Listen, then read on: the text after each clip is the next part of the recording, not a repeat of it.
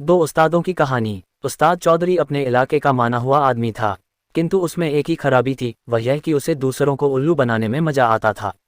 जिस दिन दो चार को उल्लू न बनाता उस दिन उसे चैन न पड़ता।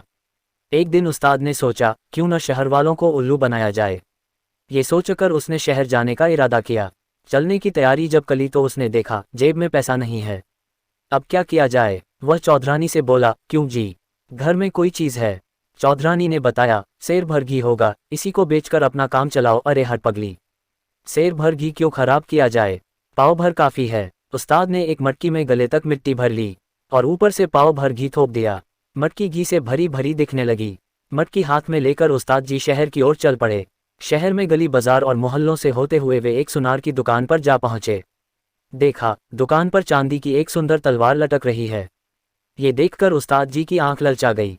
वाह क्या चीज़ है, सोचा बात करनी चाहिए, सौदा पड़ जाए तो मजा आ जाएगा।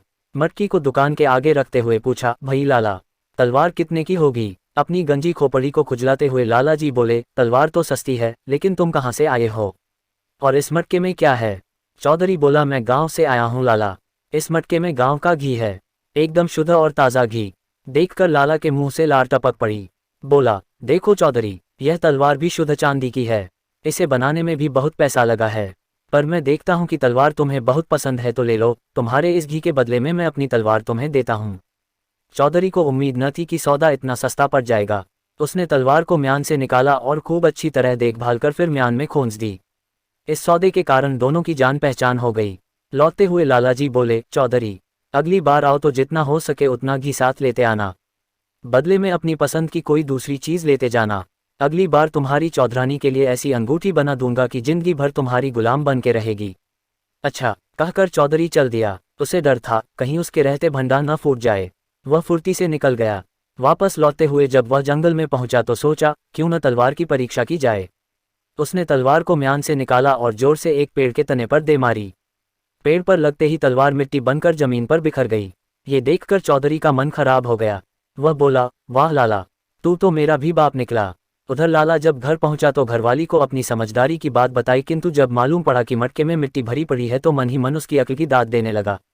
कई दिन बीत गए। एक दिन चौधरी ने सोचा कि लाला के पास चलना चाहिए। उसने अपनी लाठी चादर उठा ली और शहर जा पहुंचा। लाला जी अपनी दुकान पर जमे थे।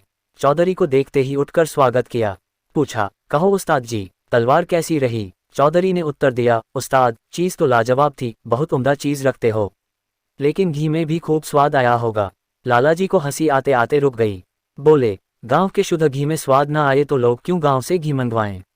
लालाजी ने चौधरी को प्रेम से अपने पास बिठा लिया। उठकर चिलम भर ली और बोले, उस्ताद जी, अब तो 2-4 दिन यहीं रहो। चौधरी ने बात मान ली। शाम को खूब चकाचक भोजन बना। खाने के लिए दोनों अलग अलग आसनों पर बैठे। 2 थाल सामने आए। लालाजी ने सोने के थाल में खाना लगाकर चौधरी के आगे रखा और खुद चांदी का थाल ले लिया। सोने का थाल देखते ही चौधरी खाना पीना भूल गया। सोचने लगा, किस तरह इस थाल को चोरी करा जाए। खाना खत्म हुआ तो आंगन में दोनों की खाटें बराबर लगा दी गई। अपनी अपनी खाटों पर बैठकर दोनों चिलम पीने लगे। थोड़ी देर बाद लालाजी को नींद आ गई। जब वे खर्राटे भरने लगे तो चौधरी थाल निकालकर उसे एक कीचड़ वाले तालाब में दबा आया। अब वह बेफिक्री से सो गया। सुबह लालाजी की आंख खुली, देखा थाल गायब है। लालाजी बोला, जालिम ने कमाल कर दिया, रातों रात काम बना लिया। चौधरी के जूतों पर तालाब का कीचड़ लगा देख समझते देर न लगी कि थाल तालाब के कीचड़ में दबाया गया है। चौधरी जब तक नींद में पड़ा रहा, लालाजी कीचड़ में दबे। थाल को निकाल लाए। सुबह आंख खुलने पर चौधरी ने वापस लौटने की जल्दबाजी की। बोला, मुझे आज जल्दी ही चले जाना था, लेकिन आंख खुली नहीं। कोई बात नहीं, खाना खाकर चले जाना, कहकर लालाजी ने उसे रोक लिया। दिन में जब दोपहर के खाने पर चौधरी ने सोने का थाल अपने आगे पाया तो उसकी आंखें खुल गई। लाला तो बहुत धनवान मालूम पड़ता है। बोला, लाला जी, आपके पास तो ऐसे कई थाल होंगे। न, एक ही थाल है, वह भी बहुत पुराना हो चुका है। लाला का उत्तर सुनकर चौधरी ताड़ गया कि लाला भी कम उस्ताद नहीं है। वह रातों रात थाल तालाब से निकाल लाया है। उसके चेहरे पर थाल के निकल जाने का दुख था, लेकिन अपना दुख उसने जाहिर न होने दिया। खाना खाने के बाद दोनों ने प्रेम से हुक्का पिया। अब वे एक दूसरे को अच्छी तरह जान गए थे। थोड़ी देर बाद लालाजी चौधरी से बोले, उस्ताद, भलाई इसी में है कि हम आपस में मिलकर काम करें। कहीं परदेश चले जाएंगे तो कुछ कमा ही लेंगे। तुम्हारी और हमारी अक्ल भी एक जैसी है, इसलिए हम बड़े बड़े काम आसानी से कर सकते हैं। सोच विचार कर चौधरी बोला, मंजूर है। हम लोग कहीं दूर देश चलें जहां कोई हमें न जानता हो। बात पक्की हो गई और अगले ही दिन दोनों परदेश के लिए निकल पड़े। चौथे दिन वे एक नवाब की रियासत में जा पहुंचे। मालूम हुआ कि रियासत के नवाब की 10 दिन पहले मृत्यु हो चुकी है और सारे शहर में मातम छाया हुआ है। दोनों मित्रों ने इस वातावरण से फायदा उठाने की सोची। नवाब के संबंध में पूरी जानकारी लेने के बाद उन्होंने वेश बदल लिया। लालाजी भारी भरकम शरीर के थे। साहूकार की वेशभूषा पहनकर वे साहूकार बन गए और चौधरी कान में पेंसिल खोंसकर उनका मुनीम बन गया। कागजों का एक बंडल लाल बस्ते में लपेटकर वह सेठ जी के साथ दरबार में जा धमका। आज नवाब का मृत्यु भोज दिया जा रहा था। दरबार में मुल्ला मौलवी और दूसरे कई लोग इकट्ठे हुए थे। साहूकार को दरबार में आया देख सभी ने उनकी आव भगत की। कुछ देर शांति से बैठने के बाद मुनीम जी ने बड़े मौलवी से पूछा, नवाब साहब कहीं बाहर गए हैं क्या? मुनीम की बात सुनकर मौलवी उदास हो बोला, अमा मुनीम जी, नवाब साहब तो खुदा को प्यारे हो गए। आज उनका मृत्यु भोज दिया जा रहा है। मौलवी की बात सुनकर उन दोनों ने ऐसी सूरत बना ली मानो उनका कुछ छीन लिया गया हो। साहूकार तो बेहोश ही हो गए। उसकी यह दशा देख दरबार में खलबली मच गई। रोना धोना शुरू हो गया। तभी नवाब का बड़ा लड़का वहां आ पहुंचा। मुनीम ने बताया कि 10 वर्ष पहले नवाब साहब ने सेठ जी से 10,000 रुपये लिए थे। दोस्ती के नाते लिखा पढ़ी कुछ नहीं की थी, इसलिए सेठ जी बेहोश हो गए हैं। सुनकर दरबारियों को आश्चर्य हुआ। ठंडा पानी मंगाकर सेठ जी के सिर पर डाला गया। उन्हें होश में लाने की कोशिश की गई। होश में आकर सेठ ने एक बार आंख खोली और जोर से चिल्लाए, नवाब साहब, मेरे 10,000 रुपये, हाय 10,000, यहाँ नहीं तो जन्नत में आकर तुमसे ले लूंगा, कहकर वे फिर बेहोश हो गए।